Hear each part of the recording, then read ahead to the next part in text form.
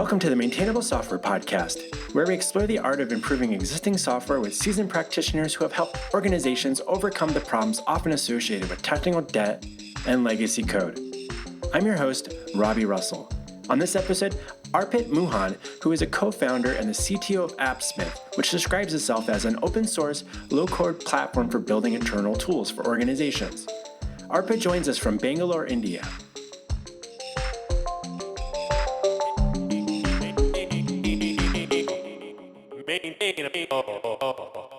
Arpit Mohan, we're so glad to have you join us on Maintainable. Welcome. Thank you so much, Robby. It's an absolute pleasure to be here on the show today. Excellent. So, as you reflect on your experience in the industry, what do you believe are a few common characteristics of, dare I say, well-maintained software? Well, I think most of the best practices that are espoused across the industry typically originate from the idea or the will to have well-maintained software. The first, I think the biggest of the principles or the overarching principles is that code is read a lot more than it is written. So that is why it's very important for engineers across the globe to kind of write code for humans. The compilers, the machines itself, at the end of the day, it gets compiled down to some bytecode, some bits and bobs. So the machine doesn't really care whether you wrote something in Ruby or C or C++, doesn't matter at the end of the day.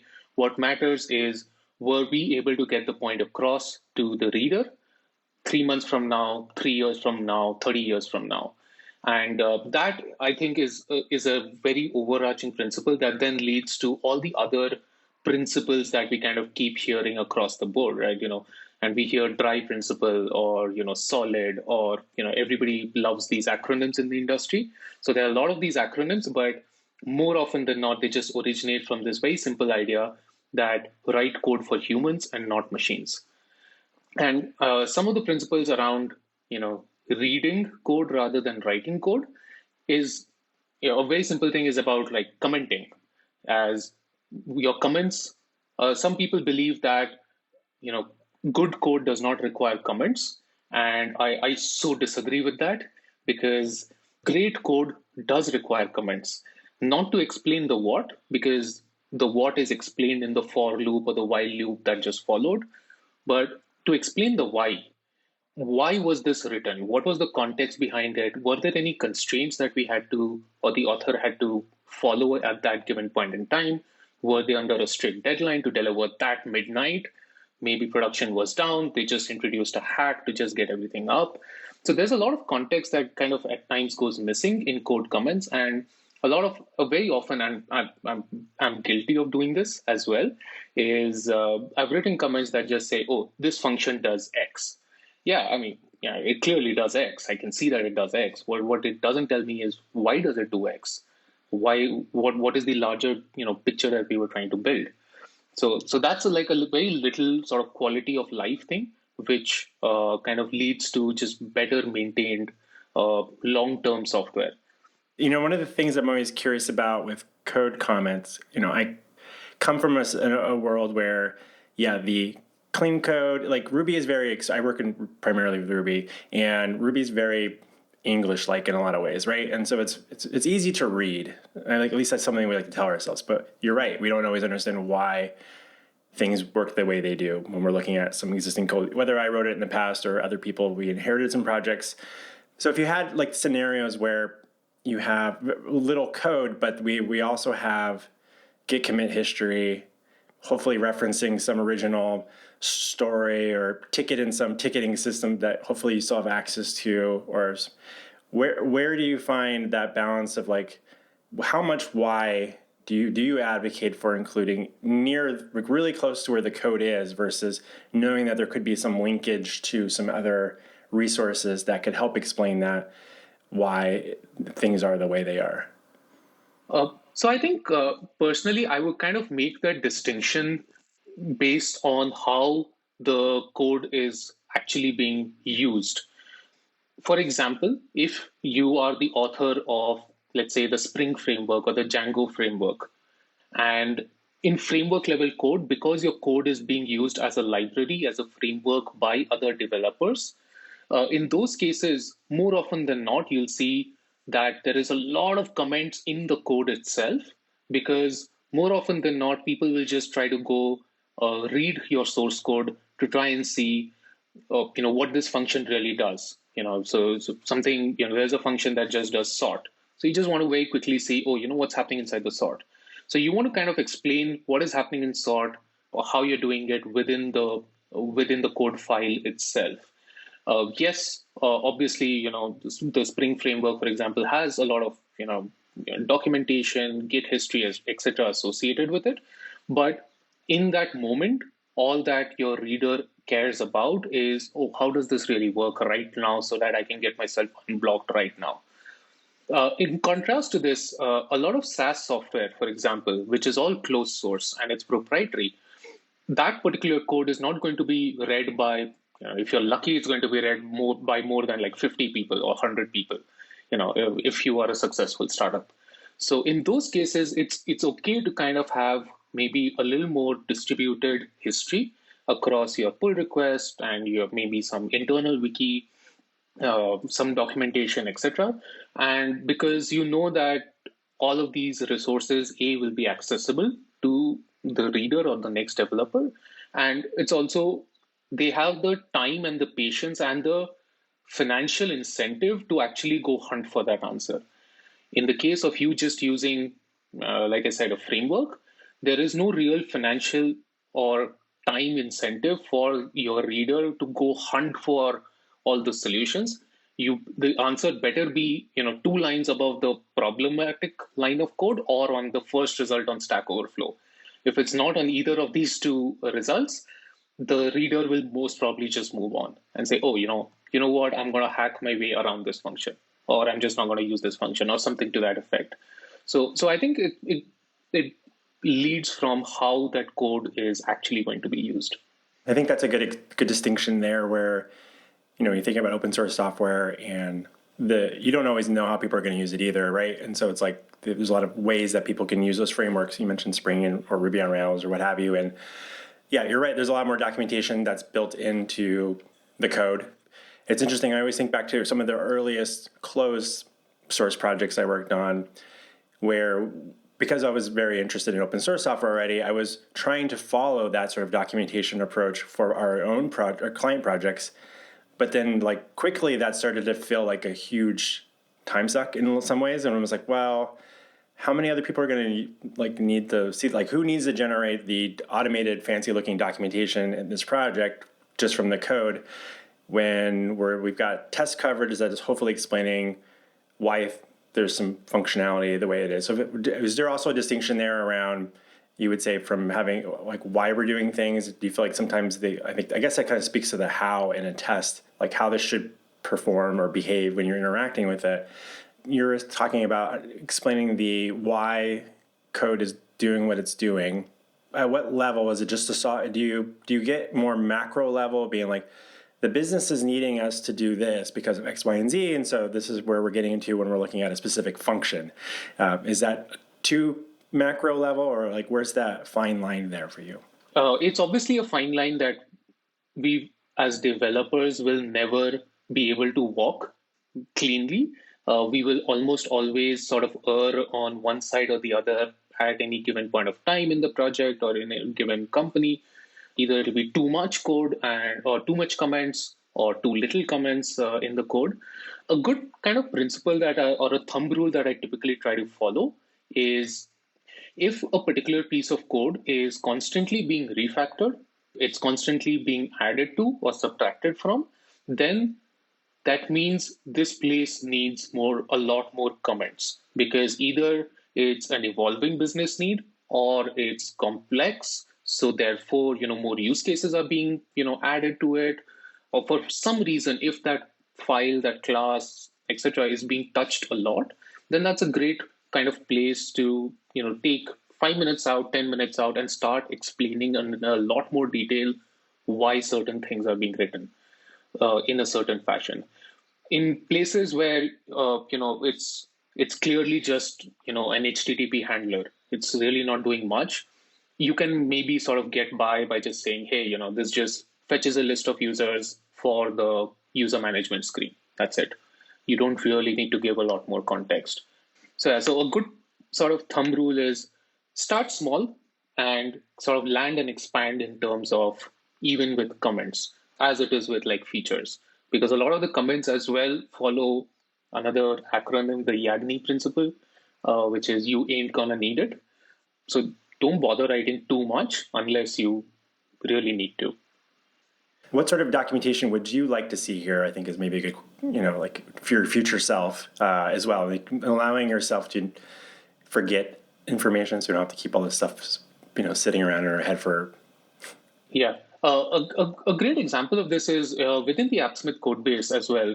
There is this little part of the code which is quite hairy, and as with all products, there is always this little corner, dark corner in the code base, and because it deals with abstract syntax trees, it deals with ASTs, it deals with code manipulating other code, etc. It's not the easiest to just sort of dive in and modify for a different use case. This leads to every time a developer has gone in to try and fix a bug or add a use case to that, it's been like 2 weeks of sort of just orientation before you actually get to that bug fix on its own. And when we started to notice that, that's when we started to do right now within the AppSmith code base. That is our most well documented, sort of module, if you will. It has diagrams, it has links to Miro boards, it has a developer talking over a YouTube video, a YouTube link explaining what is happening here. So it has a lot of context and a lot of documentation around it because it's not that easy to grok, and we realized it. And the principle for every developer now, we kind of have a thumb rule within AppSmith, is that if you go touch that module, please make the commenting better. It's not so much as make the code better, but it's like, make the commenting better, because what did you not understand? Write that then and there, because you will forget about this in a week's time.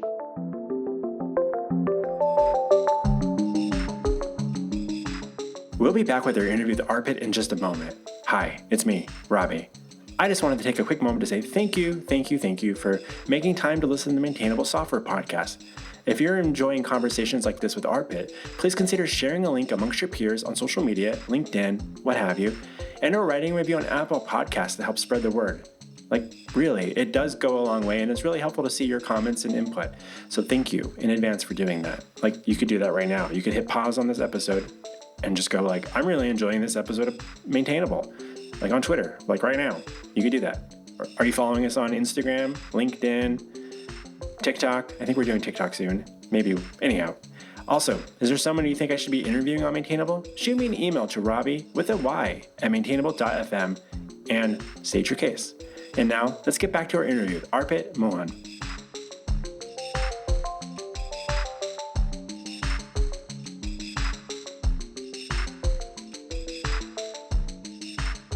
I want to switch gears a little bit with you. And do you use the metaphor technical debt very often in your day-to-day work? In the last few months, a lot. Yeah, I mean, technical debt again is another reality that any long-standing software would see, and I'm sure you've seen that with Oh My ZSH, which by the way is a wonderful piece of software. And I'm sure that even though it's a mature, stable piece of code, I'm sure there are things out there which many years ago when you first wrote it, today it bites you maybe, or it prevents certain things from happening in the future because of a decision you took back then. So yeah, so technical debt is definitely a part and parcel of our lives. And I think the way we kind of try to look at tech debt, again, all debt is not equal. So there's this common analogy that we all end up using, right? It's equating it to financial debt. That's a very, very common sort of way of trying to understand and how we pay back that debt. But I would say that all debt is not created equal. The same way all financial debt is not created equal. It's impossible for us to build software without debt. So in and of itself, technical debt is not bad. It allowed you to do certain things, allowed you to move faster, it allowed you to validate your project, your startup, etc. So you absolutely should take that debt. And there are times where you think you're not taking debt, and that tends to be typically products that are over designed, overthought, and maybe an overkill. So, for example, one of the things, now that, say, for example, so AppSmith is a 3-year-old project, and 3 years ago, we actually never foresaw some of the use cases that we are seeing today.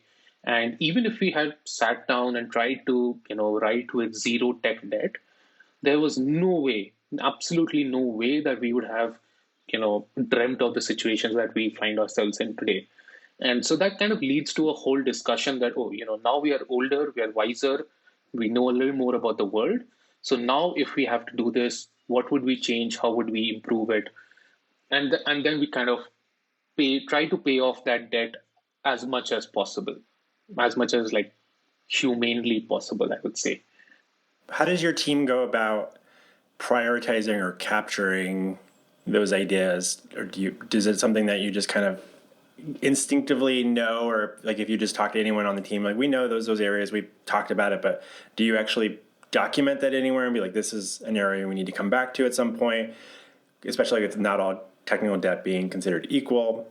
Do you rank them in some way? Do you have a process for like, okay, every X months we come back and we do something about these things? Like how does AppSmith approach that sort of challenge? To be honest, I wish we were that organized about some of these things.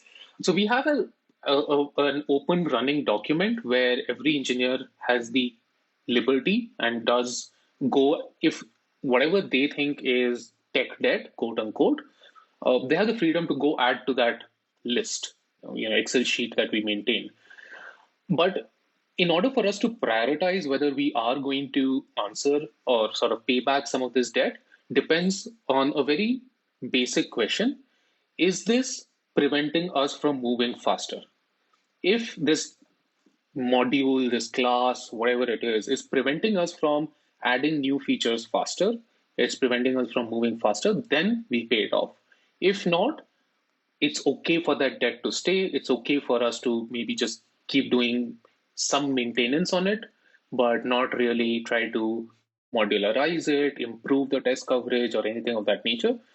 So, speed of change is the only sort of metric that we use.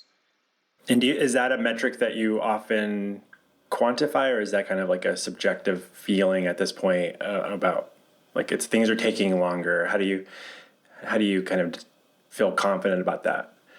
I would say it's a lot more subjective than objective, because at times when you try to estimate some issues or you try to kind of look at something, there's this gut feel that, oh, I'm going to get this done in like 2-3 days. Even if you're off by 100%, which most of us are, 2-3 days means maybe 6 days, and you find yourself still in the problem 2 weeks later, then there is something that is grossly off. So, which means that there was some friction, there was some code smell, maybe there was a architecture smell that prevented you from moving faster in that area, in that module. So, more often than not, yeah, it's subjective, where on and off, like the more people in the team feel that, hey, somehow I'm estimating, X days, and I'm not routinely off by 100%. Now I'm off by 300%. Then that's a smell. Like, oh, there's something that we're doing that needs to be relooked at, that place. Let's take a moment to dig into AppSmith a bit. For those who are unfamiliar, what problems are you helping solve with AppSmith? Oh, so AppSmith is an open source low code application builder. So it helps developers build a lot of the internal tools like admin panels, dashboards, very, very quickly. So you can get off the ground. You want a UI that talks to your Postgres database and your REST API together to perform a little function for your team.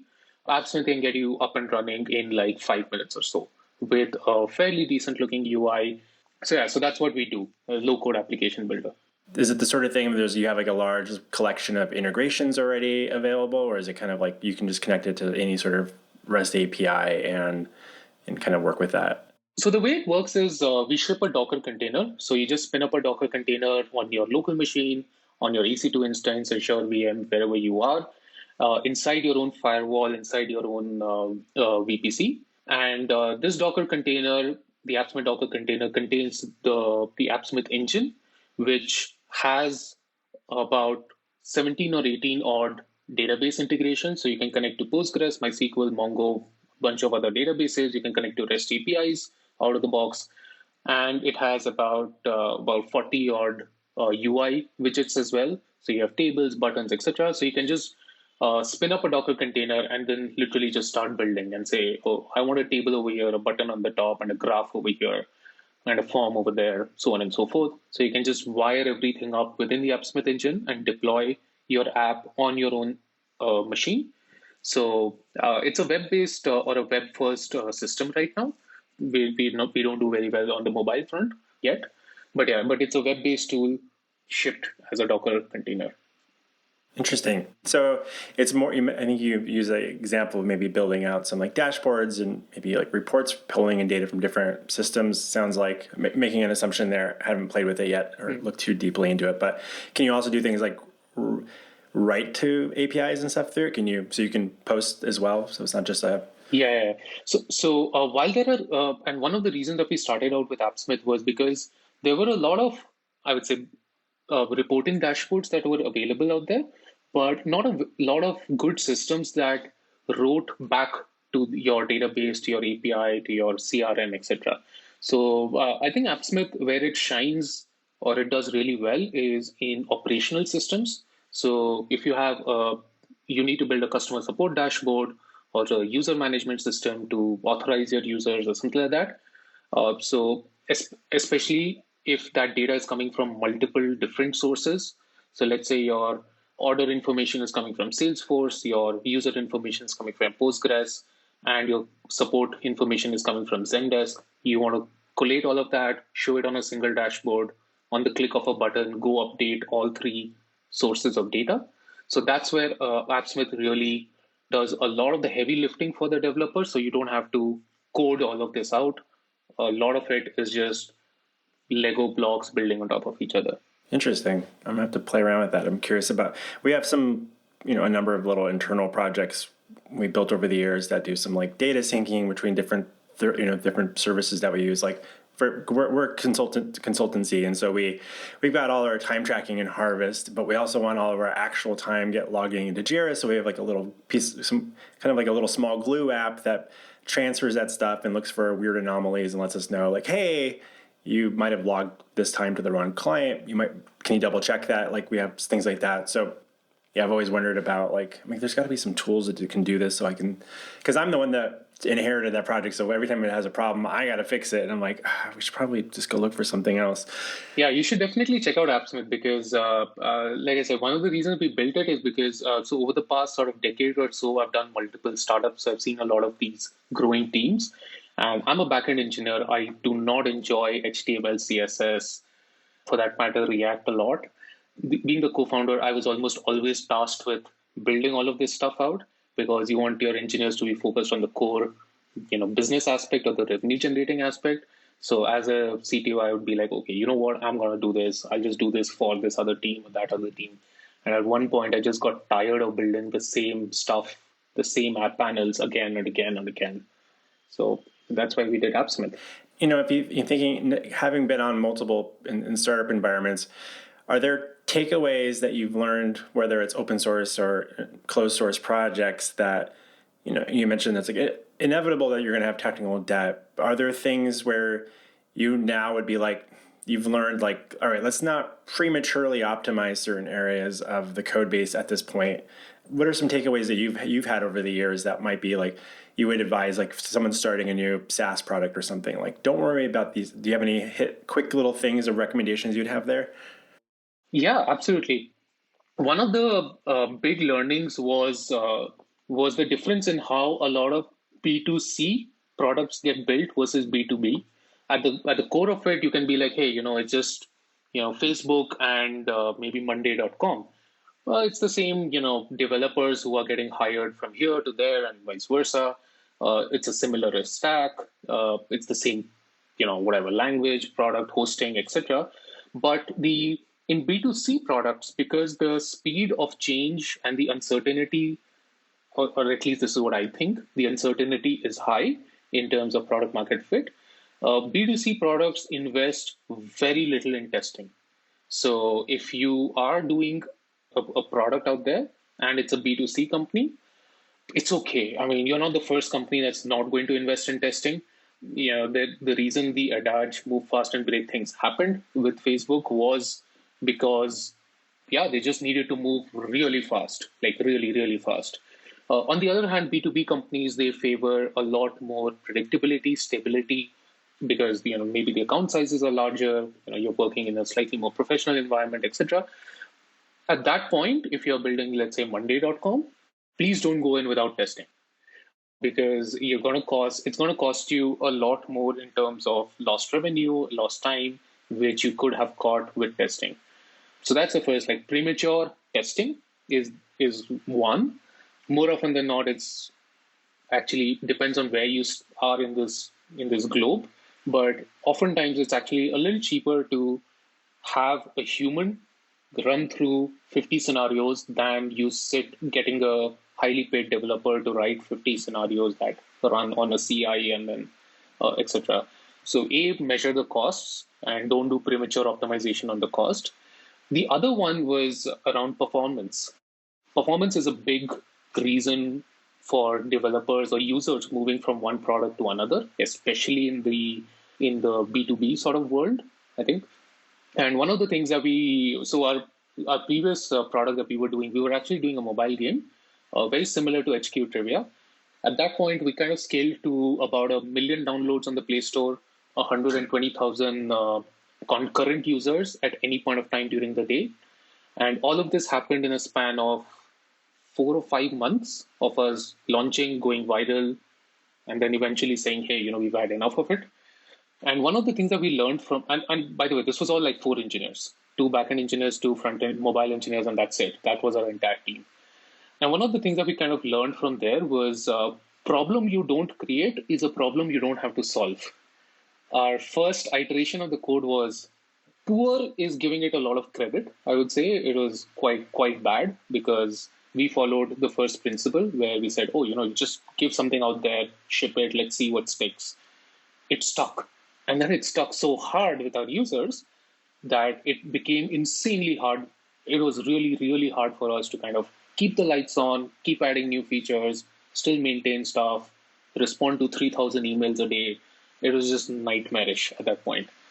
That's interesting. The aspect of thinking around B2B versus B2C, maybe the stakes are potentially higher with the B2B relationship, where you might have like a contract, you might have an SLA, service level agreement, for those listening, if you're not sure what that means. But like if you have a larger client contract, like we're getting, especially if you get into the corporate world where they get access to your platform, you mentioned like Monday.com or something, and you're kind of on an enterprise level, like that's mission critical for that company to be able to use your application. Where I'm assuming when you think about the consumer side of things, maybe the consumers may or may not be pulling out their credit card to interact with your, maybe it's something you're offering, I'm air quoting, free in exchange for advertising, being the way, and so it's disruptive when people can't access your tool to some degree, but it's not the same as the business that can't perform some of their business duties for half of a day because your app's down.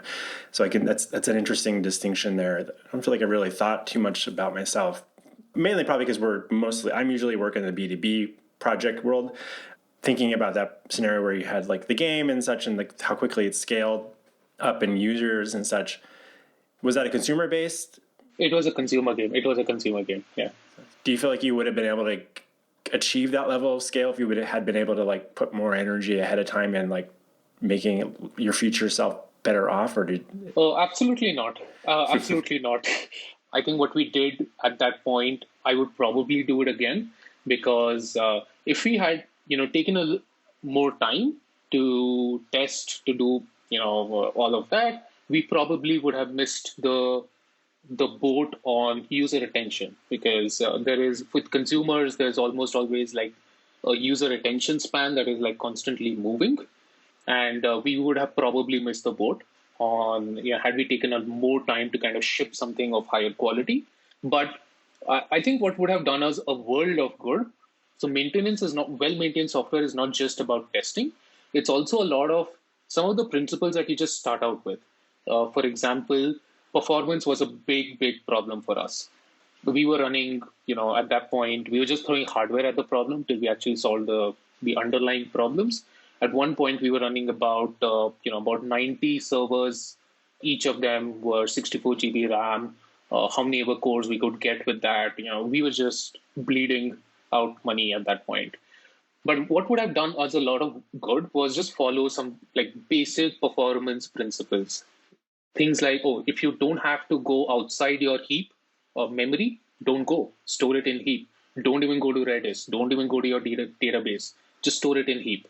It's okay if all 10 servers or your cluster has the exact same replication of data. That's duplication of data, but that's okay. So that's one. The other is, as far as possible, avoid creating garbage. Most languages today are garbage collected. So this one was written in Java. So avoid garbage, because if you don't create garbage, then there's lesser garbage collection pressure on the system, and you're not going to see those pause times. So just don't create the garbage. You don't have an object, don't create it. So basic principles like these, had we kind of just followed, and it's not that following this principle will take you more time. It's just about being a little more intentioned when writing that piece of software. And a lot of these problems could have just been avoided. We could have not had to go through all of this pain that we did, or we would have gone through lesser pain. But we did, then we learned. Now I'm a lot wiser for it. I always wonder if people go through these transitional phases in their career where you're able to experiment, you learn from things, and then do you feel like you've gotten more overly cautious as you've progressed in your career, or do you feel like you're like, I understand when we can make reasonable trade-offs and let's not over optimize right now? And how does that work when you've got like a team of people that potentially work with you or under you in your current organization? Do they have their own ideas about what's important now or not? Or how do you share those stories in a way that's meaningful to them if they haven't experienced that themselves yet? I think more than cautious, I would say, as with all other humans, I have gotten more boring with age, and I aspire to be boring. So I think my aspirations are now to be as boring as possible in technology choices, in database choices, in literally everything that I kind of have to do with work. I aspire to be boring, because boring lasts. The newfangled JS framework that came out yesterday, I'm going to probably give it a little bit of time. I'm going to see if it survives the test of time. If it's still around in like a year or two, I'll give it a shot. But I'll play around with it over a weekend just to see if there are new ideas that are being espoused, what can we learn from it, but not necessarily end up using it. So yeah, so more than cautious, I would say boring is the word. And so as we kind of talk to younger engineers also who work with us, obviously they have their own ideas, and I would say the energy of youth is important in any team, where you need to have I don't know if you have children, but when you have children, they're just interested in 100 things between your door and your car. And yeah, you need that energy, but that doesn't mean that you're going to end up doing that. It just means, maybe there's something interesting there. Let's see what we can learn from it. But as far as possible, stick to boring principles. I like that angle there. It's like important to be curious about things, but it doesn't mean we have to kind of chase things, I suppose, or try to keep up with things.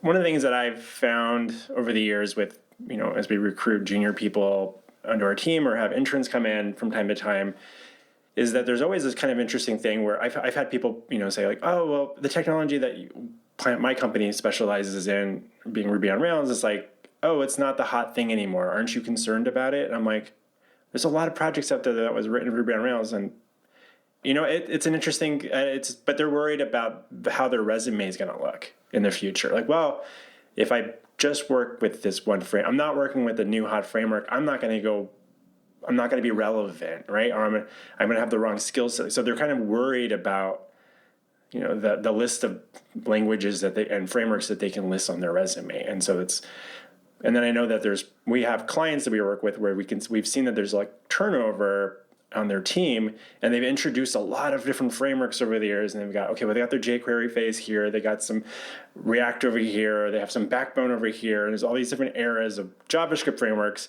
and you're like, oh, this is now a bit of a mess because you've got all these things kind of running in parallel, and none of the new people know what the old stuff does and why it's still there. They just know it needs to go away because no one that they know works with that stuff. So it's an interesting challenge there. Do you find that with the people that you're working with, that like, how do you allow them to experiment and stuff, that, like when you're managing a team? No, every now and then I do end up sort of facing the same sort of conversation that you are talking about. I end up having that same sort of similar-ish conversation. And this, if you notice, will almost invariably happen with younger folks a lot more than it happens with like more senior folks who've seen the curves of time and the sands of time. They've seen PHP at its dominance, and then PHP falling from favor, Python being popular in the 90s, then not so much in the 2000s, then 2010s it became super popular again. So this is all like, the more you kind of see these cycles run, the less you start to get affected by it. But to slightly more younger folks, one of the things that I kind of talk to them about is that software is a craft. It's a lot more to do with, there is science involved, obviously. There is a lot of principles of science or maths or computer science involved. But at the end of the day, you writing code is still a craft. And a poem in any language, now whether that was Spanish, that was Latin, that was English, is beautiful in its own language. And what we aspire to be is poets. You want to express yourself the best way that you can in the language that you can. Yes, when you shift languages, when you suddenly start learning Spanish for the first time, obviously you're not going to be a poet in your first week. That will probably take a couple of years of you learning Spanish. That's okay. But the inherent art of expressing, that does not get lost. So if you are able to express yourself really well in, let's say, English, there is a very, very high probability that you will still express yourself very well in a similar, maybe a Germanic language origin. You might struggle a lot more with Arabic, which has whole different origins, but at least in this field, in this area of languages, which there are quite a few, you'll express yourself quite well because you have that gift of the expression. So aspire to be a poet and not a copywriter. If you're a copy editor, yes, you have to have a command over that very specific language. But we are not copy editors. We are poets. Be the author. And we're consumers of that, readers of that, and as coders, as you said, most of the time we spend a lot of time reading code, and I don't think we talk enough about that in our industry. Yeah, so that's the other bit that I kind of very strongly believe in is as developers, one of the things that I keep asking people is, what did you read last week? One of the common trends within AppSmith is, oh, what did you read last week? 90% of the time, somebody will talk about some book that they read or some interesting video that they watched. And one of the things that I keep telling or I keep trying to push for is, oh, the book is fine. So your English got better, but what code did you read? Like, not code in AppSmith. Did you try to read how Django is written? Did you try to read how React is written? And the more you read a particular style of code, the more your brain starts to output the same thing, which is why your speaking gets better if you hear stuff, your writing gets better when you read stuff. Similarly, your code gets better if you just read more code. I think that's a really important thing for people to kind of think about. It's interesting. I don't feel like I intentionally do that. I do that from time to time, but I definitely haven't I've encouraged people on the team go off and go look at the source code and try to understand, like if we're using some third-party dependency in our projects, like it's okay to go open those projects up and like meddle with them, put some debug statements in there, or whatever, just print some stuff out to the log, right? And like you can go change those things to make sure you understand how that's working so it doesn't seem so mysterious just because someone else across the planet wrote and released this and threw it up on as like some NPM package or Ruby package or what have you. So like it's not that scary, right? To just go and play with it. But the reading part of it, that's interesting. One of the things I try to do as just someone that writes technical content or marketing materials, I often will like take little screenshots or like copy some text that I found somewhere and be like, I really like the way this was expressed. How can I emulate that in the future somehow?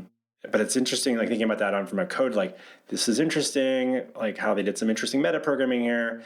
I might want to re-reference that someday when I'm like, maybe this could be approached differently, or like if you want to be more clever in some ways, while also making sure it ultimately needs to be boring so other people can understand it as well. Brevity, that's an interesting balance there. Is there a lot of brevity in code comments, in code itself?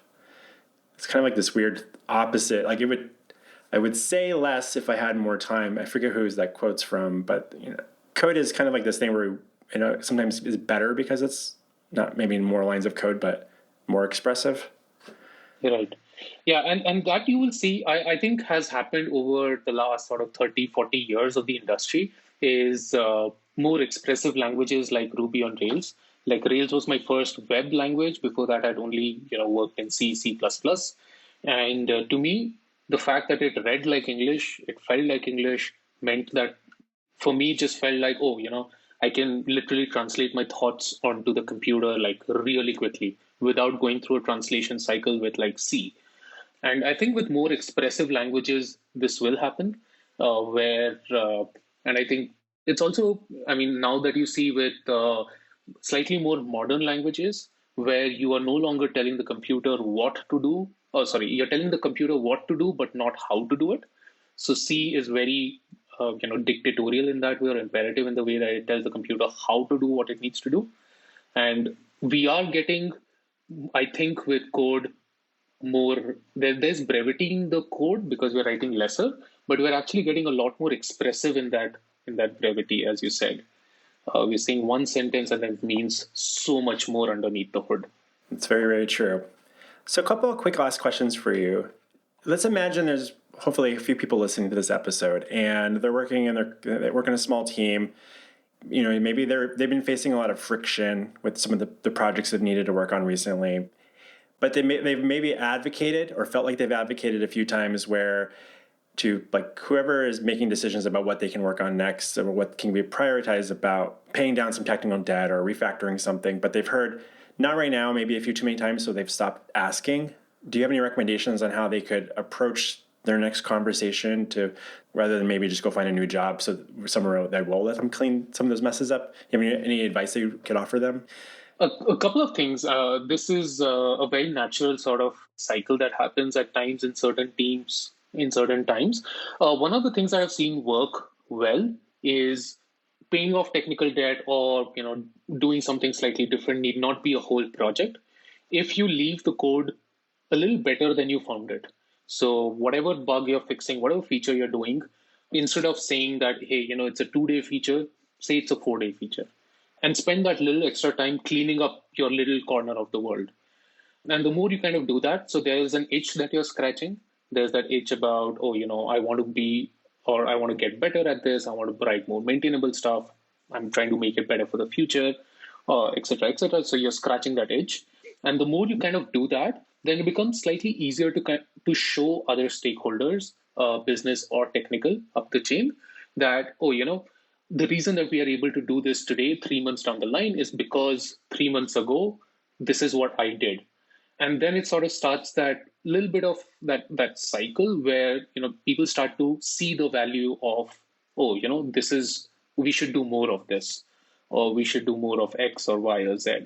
That's one. The other is, and I've seen this with I think varying levels of success. The other thing I've seen is where engineers have gone literally over a weekend or a hackathon or etc. and just done this whole thing. It's hacky, it's POC, but they've gone and they've just done this, and they come back on Monday and they're like, hey, you weren't letting me do this on company time, but I've gone and I've done this. See, this is what it looks like.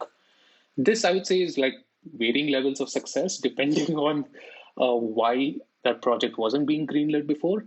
And I think Google has this very famous story where somebody wanted to build an ad blocker, They weren't being let to do so, and suddenly this person just did it.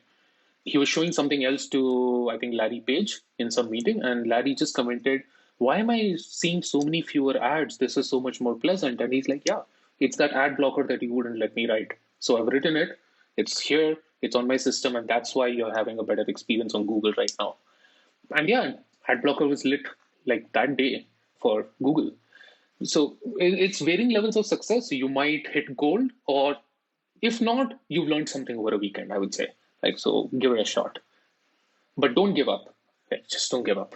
One of the things you had mentioned there was when you do make those small little improvements, it sounded like to talk about that and kind of highlight it and like remember that you did that. Just also remember, probably for your own good to keep some sort of log of sorts of little things in areas you have been able to make improvements, or things that your peers have done, so you can acknowledge them, like, hey, thank you for that thing that you did 2 months ago, because it saved me time on this thing now. And I feel like that can help reinforce it as a team as well. So if someone listening would like to tackle some technical debt, but hasn't been able to maybe have the time for it or get their approval on it, but someone else has done something in the past, highlight that. I would just encourage you to like let them.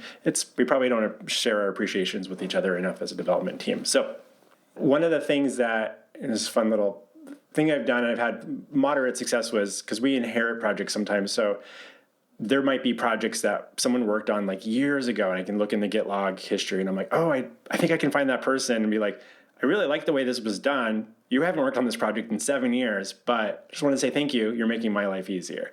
Like that can be helpful. So don't feel free to say thanks to somebody for something that made your life better today. So anyway, just some thoughts. Yeah, I'm sure you made that person's day or week. I hopefully, maybe.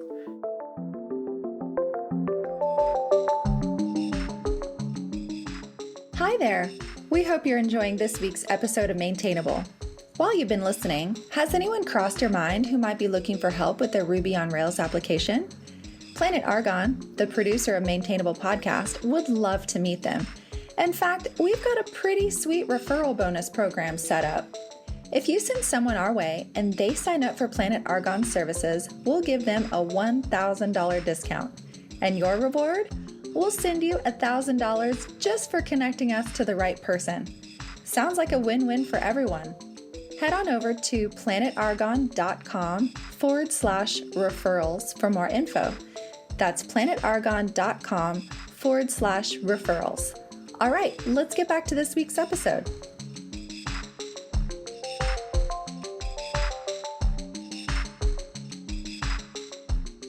Couple of the quick last questions. Is there a non-software book that you find yourself recommending to people in our industry? Non-software book. Okay, so there's this book called The Score Takes Care of Itself, or The Score Will Take Care of Itself. It's by Bill Walsh. He's a football coach, and it's a really, really good book about processes. I mean, like, it's about how you do the small things is how you do the big things. So it starts from, do you tuck in your t-shirt? Do you wear a tie? Are your your boots polished, etc. So it's about how you do the small things that lead to, and he's one of the most successful, I don't follow football, but from what I understand, one of the most successful football coaches out there. So that's one book. The other one is by Scott Adams, the creator of Dilbert. This other book that I really liked was How to Fail at Almost Everything But Still Succeed. I think that's the title. It's a long sentence as a title, but again, it sort of talks about very similar things about how do you trick your brain into doing stuff that you don't really enjoy. So, I mean, you came back from a jog today morning. I'm sure there are some mornings where your brain doesn't really want to go out in the cold and jog at like 6 a.m. in the morning. So the book talks about how, just get up, wear your shoes, tell your brain we are not going jogging. All I'm doing is wearing my shoes and I'll get my coffee. But then by the time you're in your shoes, automatically then triggers like a little sequence of events that you will go jogging. So that's a really good book. And interesting you mentioned that. Today was day 829 in a row that I've gotten out for a bike ride or a run or a hike or a long walk. Oh, nice. Oh, wow. One of those big build little weird habits. And it's So I don't know what it's like to not do it anymore. It's because of those small little like habits I've introduced. Like I put my clothes out the night before, it's ready to go. I put my shoes. I just have this routine in the morning. I don't have kids. I don't have any. I'm not. So I have that. I wouldn't say luxury, but I have the benefit of like I don't have to worry about anyone. My wife's still asleep. I'm at the door. I'm going on a run, and it's just something I do for myself every morning. But I don't know how to stop. So if you have any recommendations on how to stop, because I don't want to start over, I feel like that would be really hard for me. Yeah. So those two books are really good. I think they've helped me sort of look at the world in a slightly different way. Those are great. I'll definitely include links to both of those in the show notes. With that, is there anywhere outside of, I'll include links to AppSmith and everything. Where can people and listeners follow your thoughts and ruminations about software development online? So Twitter is one place. So my Twitter handle is Mohan Arpit. So I'm available on Twitter. Otherwise, I unsuccessfully maintain a blog at arpitmohan.com. Like I said, I maybe post once a year, not as much. But otherwise, Twitter is the place to find me. Excellent. I'll definitely include links to those for those listening. And it's been such a delight having you join us on Maintainable, Arpit. Thanks so much for talking shop with us. Thank you so much, Robby, for having me on board today. And I really appreciate the time. Likewise. Have a good rest of your day. Cheers.